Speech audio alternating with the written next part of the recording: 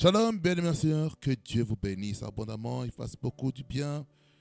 C'est moi, votre serviteur, Trésor Banda depuis le pays de la Belgique, un pays multiculturel, un pays d'une richesse linguistique, que ce soit le français, le néerlandais, allemand, avec des régions qui ont chacune des valeurs intrinsèques et qui nous permet de coexister, de vivre ensemble, malgré les réalités qui peuvent se présenter devant nous.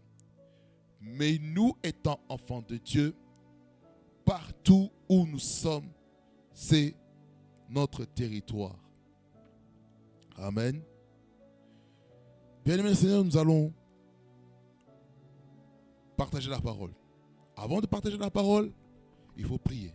Et avant de prier, si c'est votre première fois, je vous en prie de vous abonner, d'activer la cloche de notification pour avoir de nos nouvelles.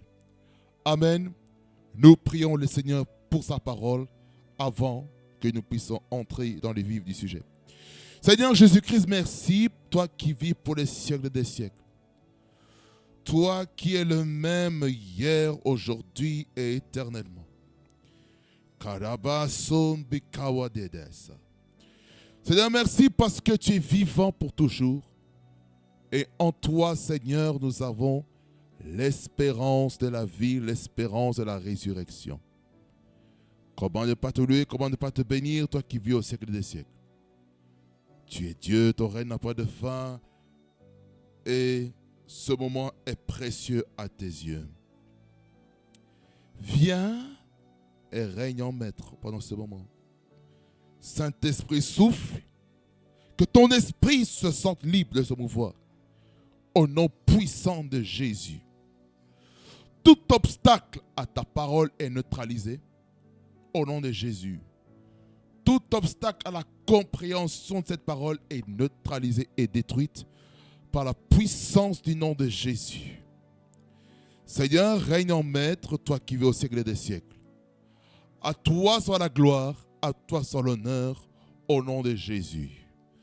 Merci de oindre ton serviteur afin d'annoncer ta parole comme il se doit, que ce soit dans une dimension prédicative ou dans une dimension de l'enseignement, que tu puisses te servir de lui pour ta seule et unique gloire.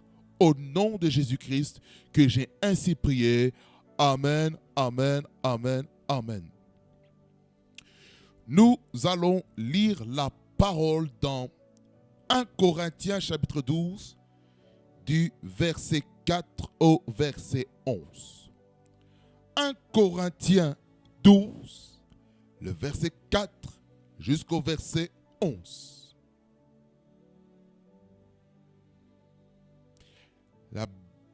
Je vais même lire à partir du verset 1er jusqu'à 11. C'est plus simple pour avoir une meilleure compréhension du contexte.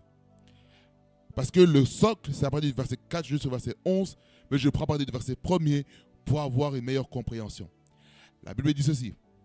Pour ce qui concerne les dons spirituels, je ne veux pas, frères, que vous soyez dans l'ignorance. Vous savez que lorsque vous étiez païens, vous vous laissiez entraîner vers les idoles muettes, selon que vous étiez conduits.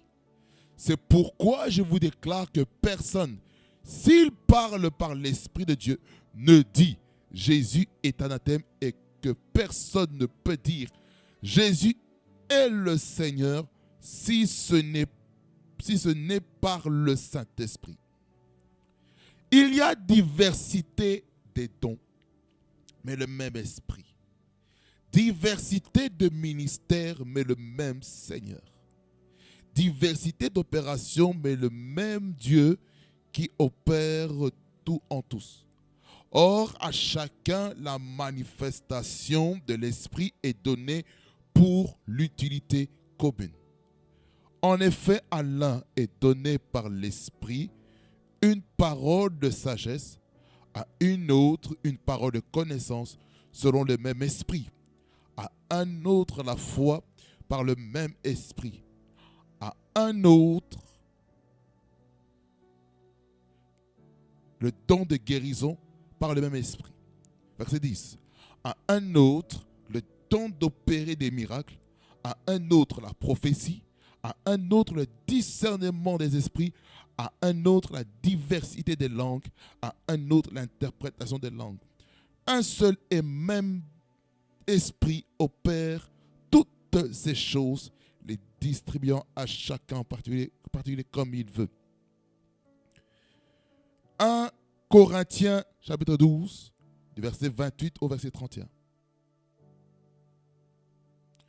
Cette session-ci, c'est placer les fondements, comme dans le ministère apostolique.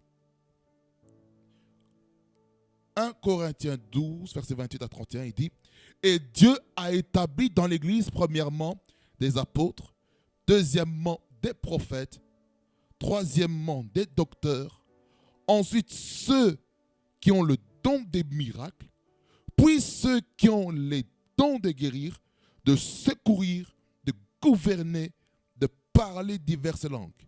Tous sont-ils apôtres? Tous sont-ils prophètes? Tous sont-ils docteurs? Tous ont-ils le don des miracles? Tous ont-ils le don de guérison? Tous parlent-ils en langue? Tous interprètent-ils? Aspirez aux dons les meilleurs et je vais encore vous montrer une voie par excellence. Romains chapitre 12. Romains chapitre 12. Du verset 4 à 8. Il est écrit: Car comme nous avons plusieurs membres dans un seul corps et que tous les membres n'ont pas la même fonction, ainsi nous qui sommes plusieurs, nous formons un seul corps en Christ et nous sommes tous membres les uns des autres. Puisque nous avons des dons différents selon la grâce qui nous a été accordée, que celui qui a le don de prophétie l'exerce en proportion de la foi. Que celui qui est appelé au ministère s'attache à son ministère. Que celui qui enseigne s'attache à son enseignement. Et celui qui exhorte à l'exhortation. Que celui qui donne le fasse avec libéralité. Que celui qui préside le fasse avec zèle. Que celui qui pratique la miséricorde le fasse avec joie. Éphésiens chapitre 4. Éphésiens chapitre 4. Du verset 11 à 16. Il est écrit ceci. Et il a donné les uns comme apôtres, les autres comme prophètes, les autres comme évangélistes, les autres comme pasteurs et docteurs, pour le perfectionnement des saints, en vue de l'œuvre du ministère et de l'édification du corps de Christ, jusqu'à ce que nous soyons tous parvenus à l'unité de la foi et de la connaissance du Fils de Dieu, à l'état d'homme fait, à la mesure de la stature parfaite de Christ. Ainsi, nous ne serons plus des enfants, flottant et emportés à tout vent de doctrine par la tromperie des hommes, par leur ruse, dans les moyens de séduction, mais en professant la vérité dans l'amour, nous croîtrons à tous égards en celui qui est le chef, l'Église. C'est de lui, je m'arrête au verset 15. Je vais juste ajouter le verset 16 en complément. C'est de lui et grâce à tous les liens de son assistance que tout le corps, bien coordonné et formant un solide assemblage, tire son accroissement selon la forme qui convient de ses parties et s'édifie lui-même dans l'amour. 1 Corinthiens, pour terminer, 14, verset 1er à 5.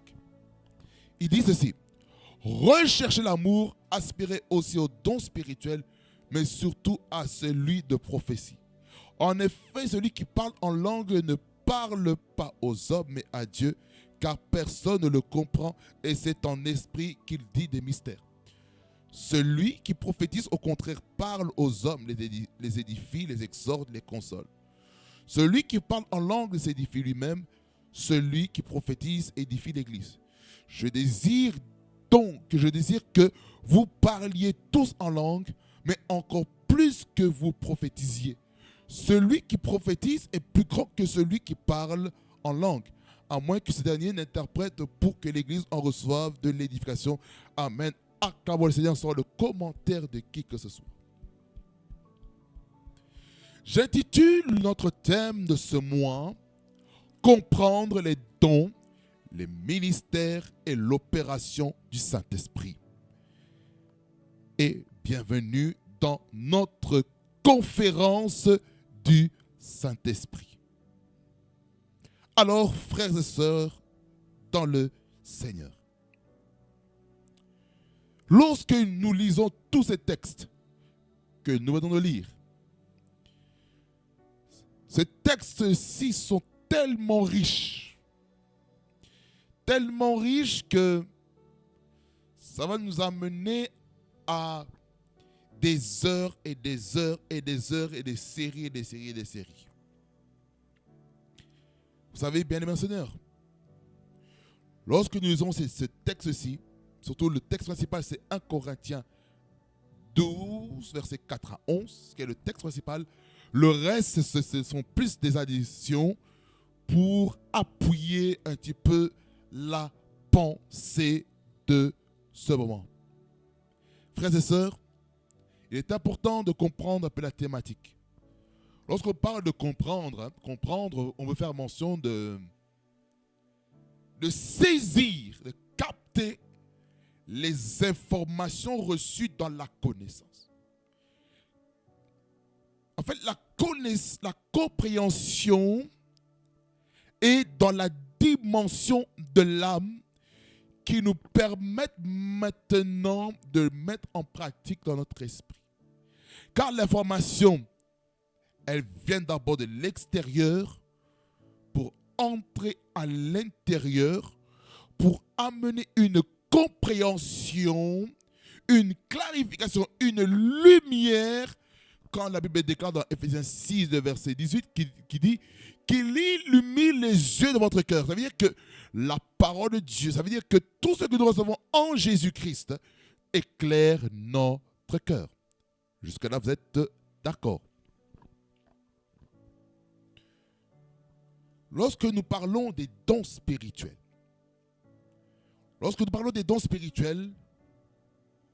il faut pas définir don dans la dimension française. Parce que lorsqu'on parle de dons, on peut même parler de libéralité, le fait de donner quelque chose pour une cause bien particulière. Or, pour comprendre le mot don au pluriel, il faut retourner dans la langue originelle qui est le grec pour le Nouveau Testament. Ok? Donc, les dons du mot grec charisma, qui est au singulier, et charismata, qui est au pluriel, c'est quoi? Elle se définit comme la grâce ou don dénotant des pouvoirs extraordinaires, distinguant certains chrétiens et les rendant capables de servir l'Église de Christ. Ces dons provenant du pouvoir de la grâce divine opérant dans leur âme par le Saint-Esprit. Ça, c'est la définition. En gros, les dons spirituels, ce sont des habilités surnaturelles que le Saint-Esprit nous donne pour accomplir une mission particulière pour l'édification de l'Église. Parce que les dons spirituels bien aiguisés, bien utilisés, sans arrière-pensée, va nous amener à nous édifier, ça va nous amener à nous exhorter, ça va nous amener à nous consoler. Donc, les dons spirituels n'est pas pour notre utilité personnelle. Le don spirituel est là pour être une source de bénédiction pour l'Église. Le don spirituel est là aussi pour affecter notre milieu, milieu professionnel, le milieu estudiantin, académique. Le don spirituel doit être utilisé même dans la science. Ce qui veut dire que le don du Saint-Esprit, nous devons l'utiliser à chaque endroit là où est-ce que Dieu nous place. Jusqu'ici, vous êtes bien d'accord. Le don du Saint-Esprit est un don qui doit fortifier une personne, bâtir, l'encourager, le booster, le consoler, comme je dis. Les dons, ça doit nous amener à des habilités que même humainement parlant, on n'est pas capable de faire. Et il y a plusieurs moyens d'avoir ce don. Parmi ces moyens, il faut d'abord naître de nouveau. Les dons spirituels ne peuvent pas être en action dans la vie d'une personne qui n'est pas enfant de Dieu. Sinon, ça devient une contrefaçon que le diable peut imiter dans le but de distraire plusieurs personnes. Alors, c'est pourquoi il est obligatoire de naître de nouveau, de donner sa vie à Jésus, expérimenter la conversion, expérimenter la régénération de son esprit, parce que les dons spirituels se communiquent dans notre esprit.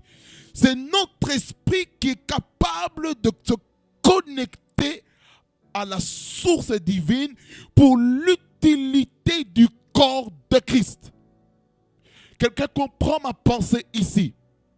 Alors, les dons spirituels, qui est le cadeau que Dieu donne aux enfants de Dieu, nés de nouveau, doit nous amener maintenant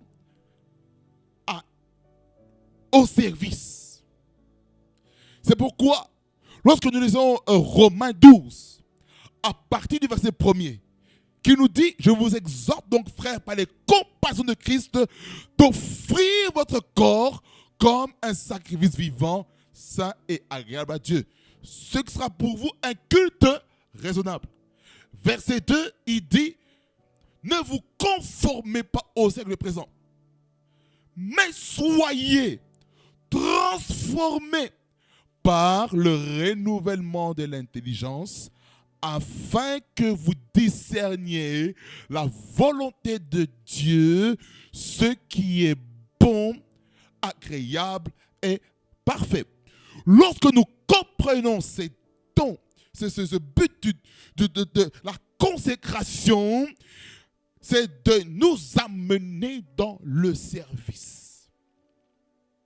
C'est là parce que lorsque nous lisons Romains 12, verset 4 à 8 que nous avons lu, vous allez voir que ces services-là, ces dons de ministère dans l'Église doivent nous amener au service.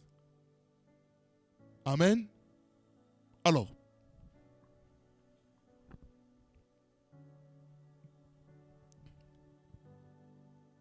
ça, on a parlé des dons. Des dons. Il y a beaucoup de choses à dire par rapport aux dons. Mais je vais aller pas à pas. Je suis en train de définir. Ok? Donc, les dons spirituels, il y a une classification là-dedans que nous allons voir tout à l'heure, que je vais citer, et nous n'allons pas entrer en profondeur. Parce que là, je parlerai par catégorie par rapport aux dons. Amen. On va aller pas à pas. Quelqu'un dit amen, fort et puissant. Maintenant, le ministère. Le ministère du mot grec diaconia fait mention de l'office d'un ministre de Christ au sein de l'église locale.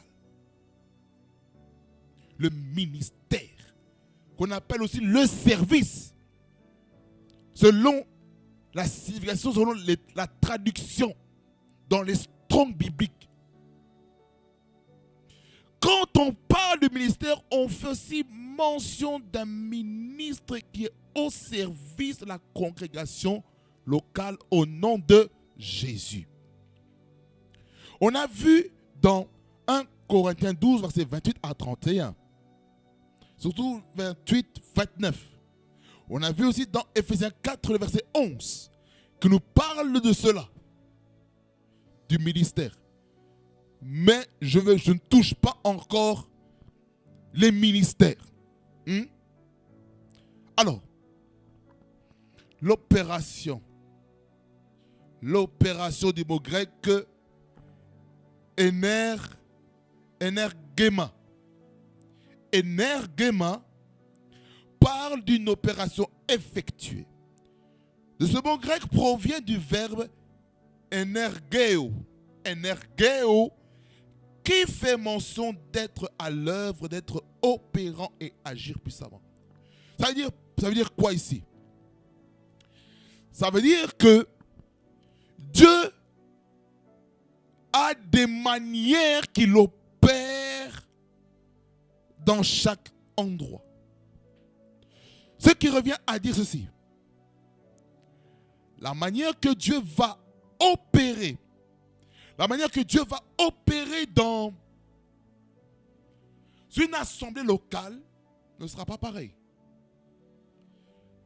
On peut être dans la même dénomination, mais le Saint-Esprit n'opérera pas de la même manière. Pourquoi? Parce que les besoins de l'assemblée, même si on est dans la même dénomination, n'est pas la même. Il peut avoir des points en commun dans une même dénomination, mais il y aura toujours quelque chose de particulier dans l'église locale. Quelqu'un dit amen. Donc le Saint-Esprit peut opérer d'une manière comme d'une autre. Ça veut dire que lorsque nous parlons aussi de l'opération, on veut dire aussi ceci, que chaque pasteur, chaque prophète, chaque apôtre, chaque évangéliste, chaque docteur ne fonctionne pas de la même manière. Chaque serviteur de Dieu n'opère pas de la même manière dans le Saint-Esprit. Vous voyez? Ça veut dire que nous devons prendre conscience que lorsque nous sommes à l'église, il faut comprendre que personne ne va opérer de la même manière. Tu peux être modérateur de culte. Tu ne vas jamais modérer comme un autre frère ou une autre sœur, un autre papa ou une autre maman ou un autre pasteur ou un autre prophète, évangéliste, apôtre, docteur. Vous n'allez jamais faire les choses de la même manière. Jamais.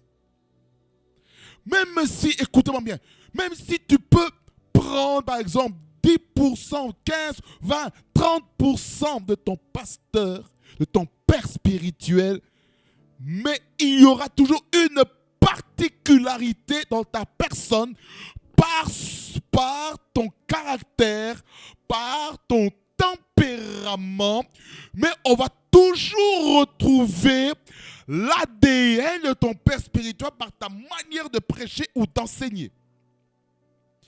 Ça va se sentir, on va savoir d'où tu viens.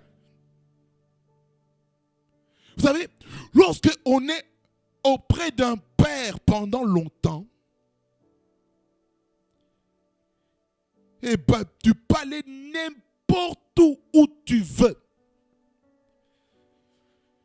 tu as ses entrailles en toi, tu as sa matière en toi, tu as son logiciel en toi.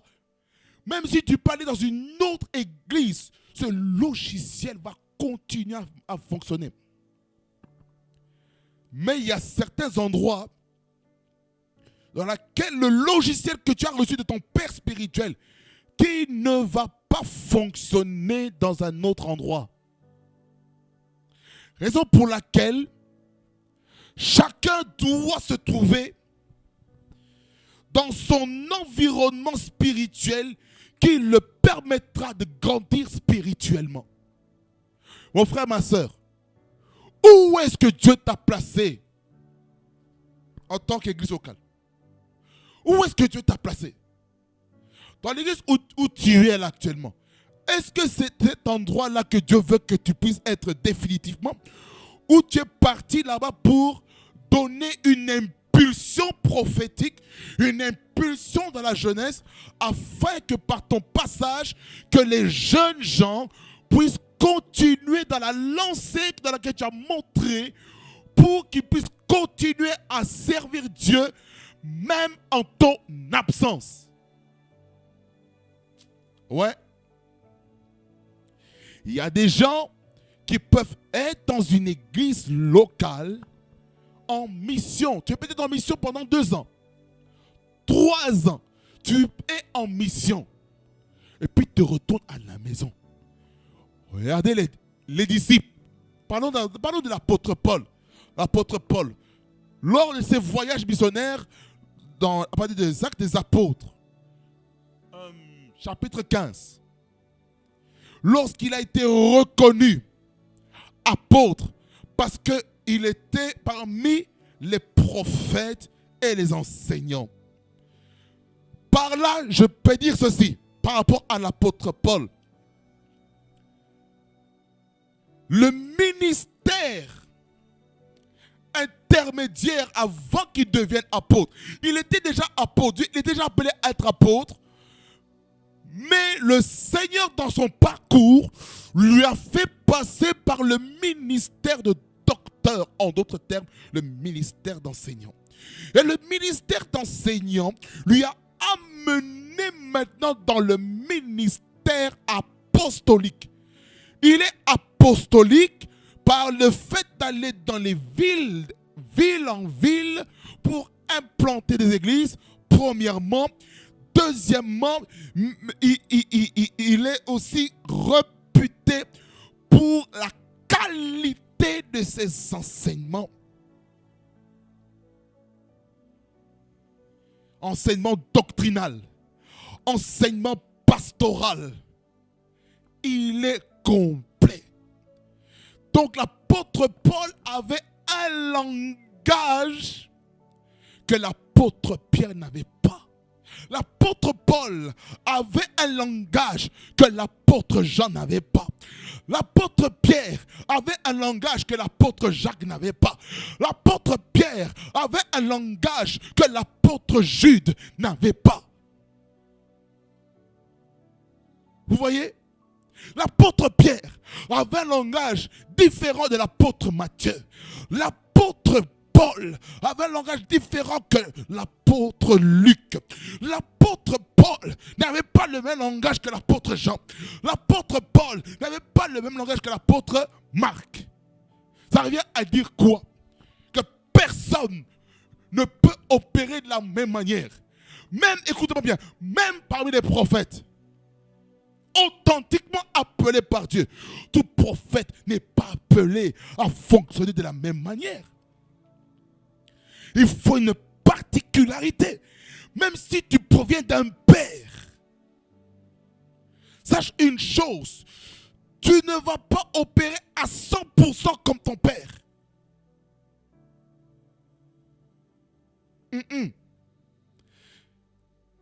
Tu dois avoir ta particularité. Ok, ton père spirituel est prophète. Et toi tu es prophète, le fils. Qu'est-ce qui te différencie entre ton père et toi? Tu peux avoir le même langage, les mimiques comme ton père.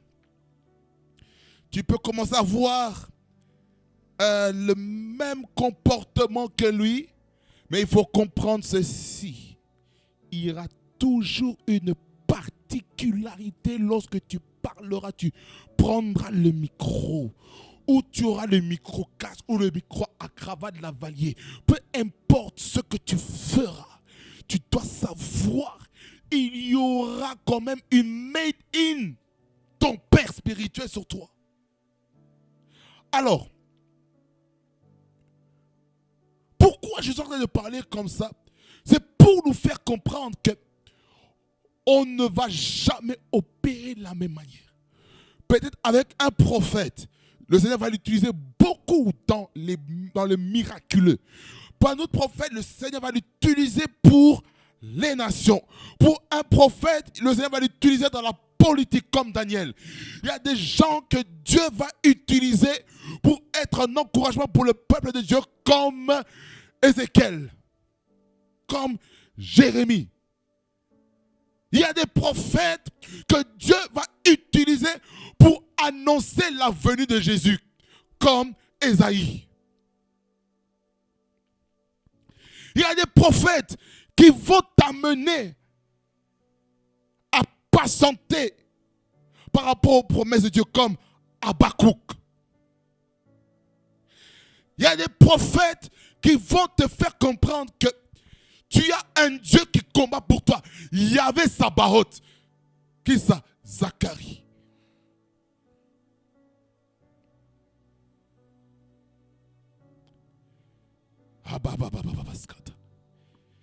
Il y a un prophète que Dieu va utiliser pour la restauration de famille, comme Malachie. Dans Malachie chapitre 4, dans ce verset qui dit: dans les derniers jours, je ramènerai le cœur des pères envers leurs enfants, et les cœurs des enfants envers leurs pères. C'est-à-dire pourquoi quoi? Ce prophète-là, c'est un prophète non seulement qui annonce les calamités, mais qui est aussi utilisé pour restaurer les familles.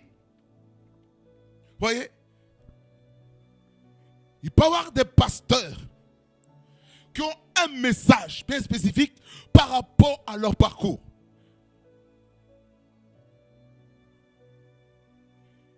Il y a des prophètes qui sont là pour annoncer le réveil. Déclarer que dans les derniers jours, dit Dieu, je répandrai de mon esprit sur toute chair. Vos fils et vos filles prophétiseront. Vos jeunes gens auront des visions et vos vieillards auront des songes. Oui, ce mes serviteurs et mes servantes, je répandrai de mon esprit sur toute chair. Ça veut dire par là quoi? Ce prophète-là est en train d'annoncer la Pentecôte. Ça veut dire c'est un prophète de puissance, comme Élie et Élisée, le ministère de puissance. Moïse, prophète thaumaturge, prophète qui utilise les signes, les prodiges, les miracles, le don de foi, le don d'opérer des miracles, des choses qui dépassent notre entendement. À ce niveau-là, celui qui n'a pas une intelligence renouvelée, on va lui dire, tu as touché au fétiche. Pourquoi? Parce que tu n'opères pas comme la masse, mais tu opères dans ta particularité et dans ton gloire. Qu'est-ce que ça veut dire aussi? L'opération. Ça veut dire par là quoi? Chacun a son couloir dans lequel il doit évoluer, dans lequel il doit opérer. Tu peux être dans un département de musique, mais tu dois avoir ta particularité. Dans le département de musique, tu as les chantres. Dans les chantres, tu dois avoir la particularité dans ton soprano, dans ton mezzo-soprano, alto, contre-alto, alti, tout ce que vous voulez. Ténor, baryton, basse, tu dois voir, alléluia, tu dois avoir ta particularité. Tu dois, rester dans ton couloir. Ne cherche pas à faire comme tout le monde. Reste dans ton couloir. Ne parce que telle personne a fait de telle chose de telle manière que moi aussi je vais faire si pareil. Oui, tu peux copier des bonnes choses. Mais le plus important, c'est de faire ce que Dieu te dit de faire. Voyez, je suis dans l'introduction pour nous faire comprendre pourquoi il faut comprendre les dons. Pourquoi il faut comprendre le ministère. Pourquoi il faut comprendre l'opération du Saint-Esprit. Ça veut dire que chaque dimanche, le Saint-Esprit n'opère pas de la même manière. Il y a dans un culte où le Saint-Esprit veut que l'Église puisse prendre le temps de réfléchir. Il y a des cultes où le Saint-Esprit veut souffler fortement. Il veut toucher les gens, il veut délivrer les gens. Le Saint-Esprit qui opère. Je sens l'onction de Dieu. Lorsque le Saint-Esprit agit, lorsqu'il agit dans sa plénitude, parfois même ton calendrier est suspendu. Tes rendez-vous peuvent être annulés. Pourquoi? Parce que tu es entré dans une nouvelle dimension. Le Saint-Esprit est en train d'opérer d'une manière particulière. Quelqu'un dit amen fort. C'est pourquoi ne te compare pas à qui que ce soit. Ne te compare pas, mon frère, ma soeur. Ne te compare pas. Tu as ton parcours. C'est pourquoi, dans l'église, nous devons arrêter avec les comparaisons. Peut-être, chers prédicateurs, chers pasteurs des églises qui me suivent peut-être sur cette plateforme, peut-être vous voyez que dans votre église, vous n'avez pas beaucoup de personnes.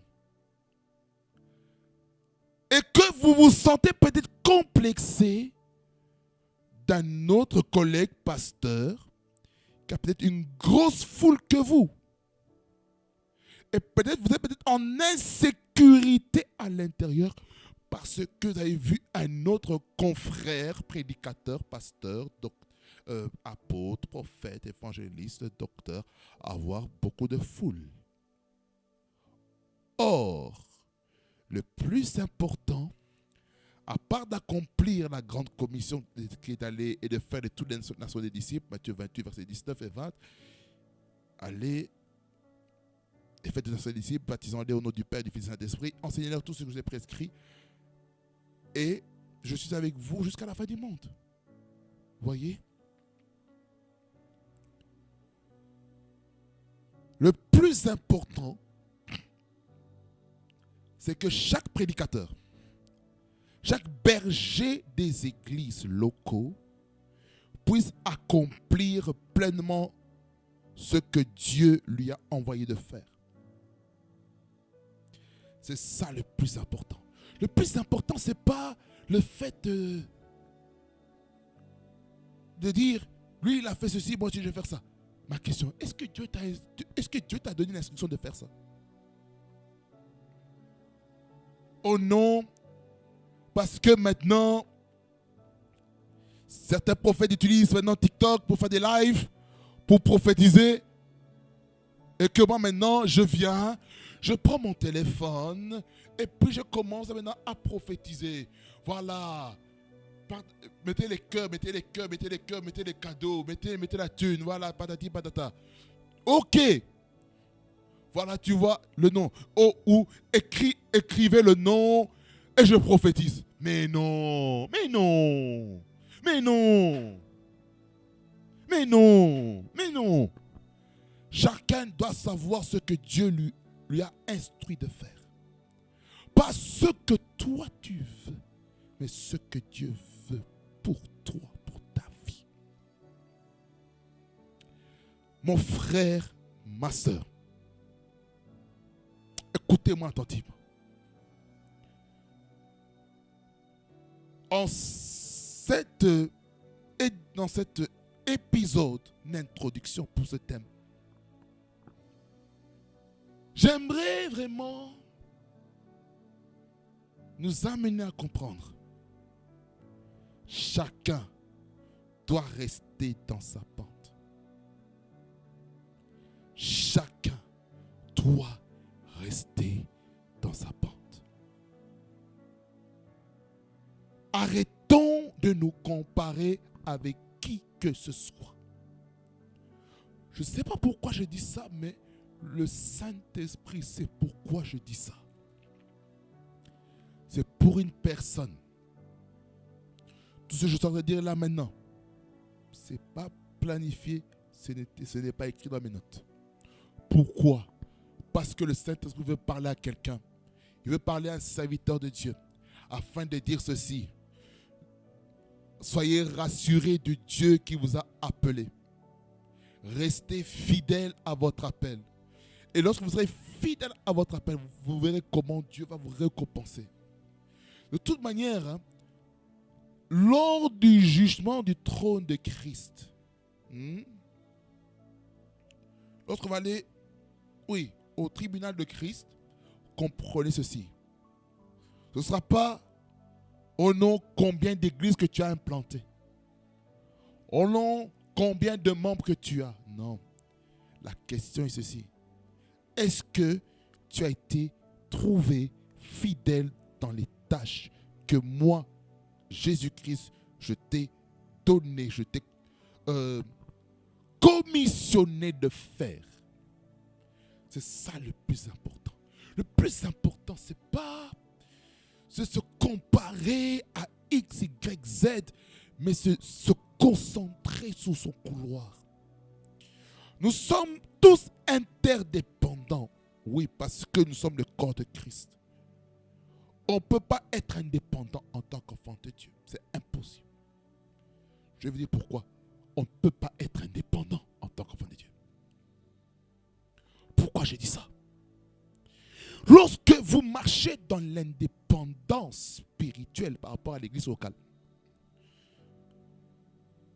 vous allez entrer dans le piège de Satan afin de refroidir en vous la communion fraternelle. Combien de personnes qui sont chrétiens mais qui ne viennent même plus à l'église? Ils ne viennent plus à l'église à cause des blessures intérieures. Maintenant, ils restent à la maison. Le diable vous a piégé. Oh non, parce que vous avez été déçu dans une église, maintenant vous décidez de rester à la maison. Fausse erreur. C'est une erreur grave. Mon frère, ma soeur, toi qui ne pars plus à l'église à cause des blessures intérieures, retourne à l'église. Je répète encore, retourne à l'église. Je répète encore, là je parle prophétiquement, retourne à l'église. Entre-temps, prie pour ton cœur afin que Dieu te guérisse des blessures intérieures. Ne pars pas à l'église, ne retourne pas à l'église avec des blessures intérieures. Sois totalement guéri. Si le fait de témoigner de l'église où tu as été blessé te permettra de guérir, moi je te conseille ceci. Pars dans une autre assemblée comme une saison de retrait stratégique. Il y a des moments dans la destinée, lorsque vous sentez que votre appel ou votre ministère est en danger, il est important de se retirer stratégiquement. Toujours dans l'église, vous comptez à servir Dieu, vous amenez un souffle nouveau, une impulsion dans l'église où vous êtes. Vous marquez l'église, vous marquez les esprits, vous marquez les âmes des gens, vous mettez une empreinte dans l'église là parce que vous allez en mission pour revenir à la maison. Vous savez comment vous allez savoir que vous devez revenir à la maison? C'est que de plus en plus, vous allez commencer à avoir des rêves, des visions, des songes, que vous êtes en train de revenir à l'église, là où vous avez été blessé. Vous savez, Ces choses-là, ça va venir lorsque maintenant tu comprends que tu dois retourner à la maison comme le fils prodigue. Comme le thème précédent, je vous ai parlé le mois dernier, au mois d'avril, sur la réconciliation entre père et fils. Voyez?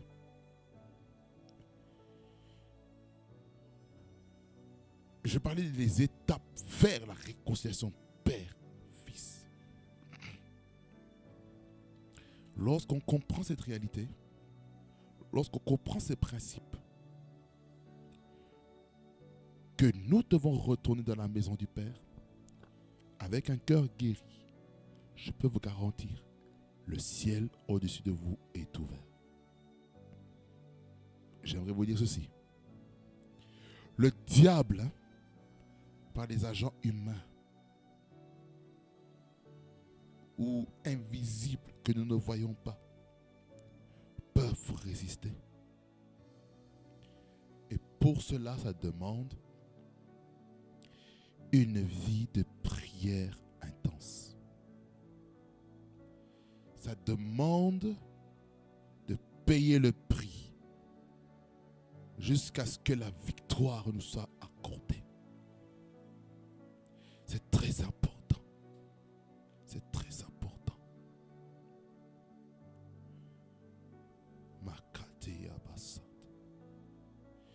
Tu es blessé dans ton cœur à cause d'un chagrin d'amour. Mon frère, ma soeur, sois guéri dans ton cœur au nom puissant de Jésus. Tu es blessé par rapport à une relation avec tes autorités spirituelles. Que le Seigneur te guérisse là où est-ce que tu es au nom de Jésus-Christ. Tu es blessé par tes parents biologiques. Que le Seigneur te guérisse dans ton cœur au nom de Jésus-Christ. Chers parents, vous êtes, que ce soit spirituel comme biologique, vous avez été blessés par vos enfants, que ce soit biologique ou spirituel. Que le Seigneur vous guérisse, vous restaure au nom de Jésus-Christ. Les femmes des serviteurs de Dieu, je sens dans mon cœur, je dois vous encourager, je dois vous exhorter.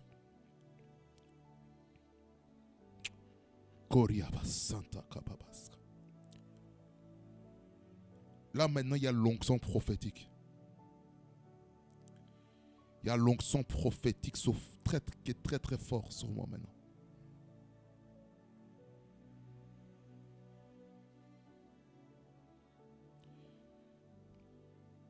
Vous êtes les gardiennes de la flamme de vos époux qui sont appelés au front afin de confronter les autorités spirituelles, les dominations, les esprits méchants et le prince du monde des ténèbres. Voyez les souffrances de vos époux, de vos maris dans le service. Que Dieu vous bénisse abondamment et qu'il vous fasse beaucoup du bien. Chère épouse de serviteurs de Dieu, que le Seigneur continue de vous utiliser puissamment pour sa gloire. Que le Seigneur vous fasse de vous des intercesseurs puissants pour le ministère de vos maris au nom puissant de Jésus-Christ. Que le Seigneur vous donne la force dans la prière.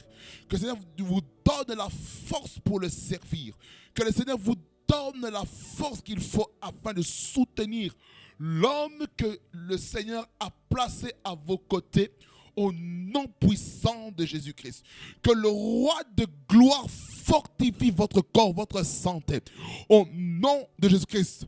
Pourquoi je vous dis ça? Parce que vous êtes les premières à être attaquées dans la santé. C'est souvent ça. Les femmes des serviteurs de Dieu sont les plus attaquées parmi le couple des serviteurs de Dieu. Vous avez des maladies, vous avez des douleurs au dos, des douleurs dans le corps, on ne sait pas d'où ça vient.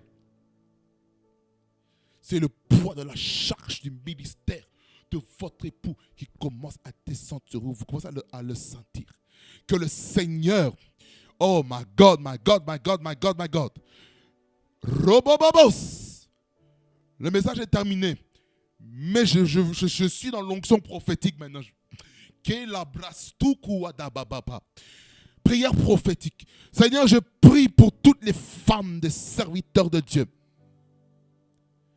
qui me suivent derrière leur écran. Seigneur, tu les connais. Tu sais, Seigneur, comment elles se sacrifient. Elles payent le prix avec leur époux. Et avec aussi leurs enfants, leur famille. Les enfants qui sont impliqués pleinement dans la vie de l'Église afin d'être un soutien pour le papa, pour l'époux. Au nom de Jésus-Christ, il y a aussi des femmes pasteurs.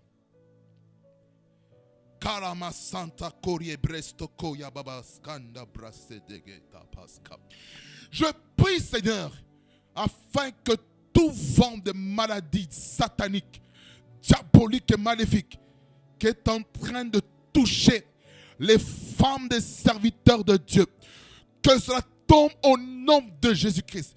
Les attaques par les maux de tête, les attaques par les hypertensions, les attaques par Karabaskanta, par le fait qu'ils sont hospitalisés ou alités ou bloqués dans le dos, les épaules, les jambes. Ces puissants des ténèbres qui veulent amener aussi des gens, excusez-moi, à être handicapés, être un végétal. Je brise ces puissants des ténèbres qui veulent agir sur vos vies, sur vos santé. Chères femmes de serviteurs de Dieu, chères femmes d'hommes de Dieu, je détruis le plan de l'ennemi contre vos vies.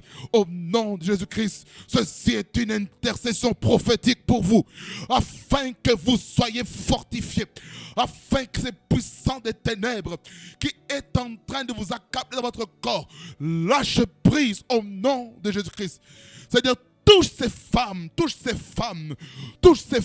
des serviteurs de Dieu qui sont en train de se tenir à la brèche pour leur mari, au nom puissant de Jésus-Christ. Car Seigneur, lorsque une femme est en mauvaise santé, c'est toute la maison qui est malade. Parce que la femme, lorsqu'elle est malade, elle a du mal à préparer à manger. Elle a du mal à prendre soin de son mari. Elle a du mal à prendre soin de ses enfants. Lorsque la femme est malade, la femme d'un homme de Dieu, lorsque maman pasteur est malade, c'est toute l'église qui est malade. On sent que maman pasteur n'est pas là. On sent que la first lady n'est pas là. C'est pourquoi, Seigneur, je prie Dieu Tout-Puissant, afin que tu amènes un vent de guérison, des miracles pour toutes les femmes des serviteurs de Dieu, au nom puissant de Jésus-Christ de Nazareth. Je déclare la santé divine. Je déclare la santé divine. Je déclare la santé divine. Je déclare la santé divine. Je déclare la santé divine. Je déclare la santé divine. La santé divine. La santé divine dans le corps de chaque femme de Dieu. Au nom de Jésus-Christ, je prie aussi, my God, pour toutes les mamans des serviteurs de Dieu, pour toutes les mamans des hommes de Dieu que prient pour leurs enfants, qui sont dans le ministère de la parole et que même eux-mêmes vivent aussi de retour face, Seigneur, au ministère, face à l'œuvre que leurs enfants qui sont dans le ministère pastoral est en train de faire. Je prie, Seigneur, pour les mamans qui sont des intercesseuses pour le ministère de leurs époux, pour leurs enfants. Je prie, oh Dieu, que tu les récompenses au nom de Jésus-Christ, que tu les accordes la bonne santé au nom de Jésus-Christ. Quand ta parole déclare, bien-aimé, je souhaite que tu prospères à tous égards et sois en bonne santé, comme prospère l'état de ton âme. Je déclare au nom de Jésus-Christ la bonne santé, la bonne santé, la bonne santé, la bonne santé, au nom puissant de Jésus-Christ. Je proclame la guérison, la restauration, au nom puissant de Jésus, au nom puissant de Jésus-Christ. Je déclare que les puissants des ténèbres qui ont agi dans votre santé, chère maman, que la puissance de Dieu vous libère au nom de Jésus-Christ. Repapa kantaka ya baba. Nena masoko toria basenta. Rabamama ya sante ke ya baba. Rokoshe kawade kawada baba. Kores ayakatias. Abababa koto. Abababa kuateke sumanika. La puissance de Dieu, oh Lord, la puissance de la guérison. La puissance de la guérison vous affecte maintenant. Vous qui avez des courbatures dans votre corps, au nom de Jésus, je déclare que tous les problèmes des os et des articulations de votre corps soient totalement guéris maintenant. Au nom de Jésus-Christ. Je chasse l'esprit de mort qui veut agir au travers de certaines maladies bizarres, des maladies chroniques, au nom de Jésus-Christ Nazareth. Merci Jésus-Christ pour la guérison des mamans, la guérison des femmes. J'interdis à toute maladie dans le corps des femmes. J'interdis, je chasse les cancers du sein. Je chasse le cancer de l'utérus. Au nom de Jésus-Christ.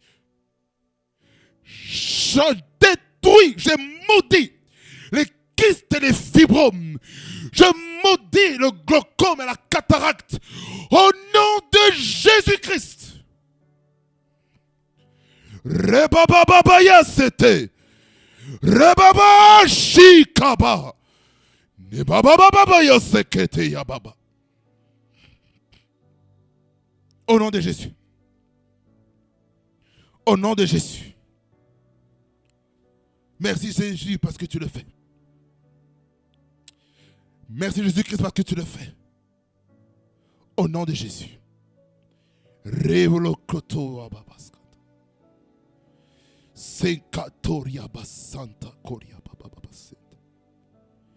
Merci Seigneur. Merci Seigneur. Merci Seigneur.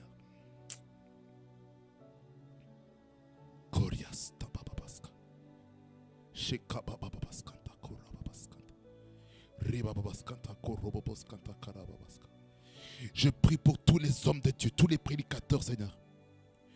Je prie que tu donnes la force à chaque prédicateur, à chaque personne qui sont appelés dans ce ministère de la parole.